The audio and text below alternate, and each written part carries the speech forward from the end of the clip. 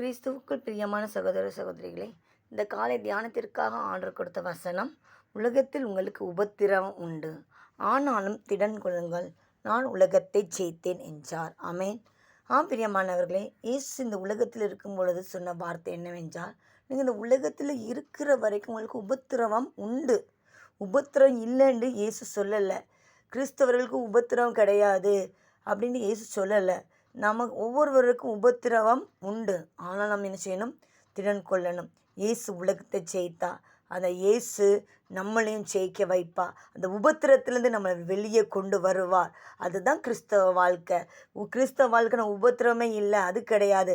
அந்த உபத்திரத்தின் மத்தியிலும் அந்த உபத்திரத்தை நம்மளை வெளியே கொண்டு வருவார். அதுதான் இயேசு கிறிஸ்து. பிரியமானவர்களே, எப்படிப்பட்ட உபத்திரத்தின் மத்தியில் நீங்கள் கடந்து போனாலும் கவலைப்படாதீங்க. இயேசு உலகத்தை ஜெயித்தார். நீங்களும் இந்த உலகத்தை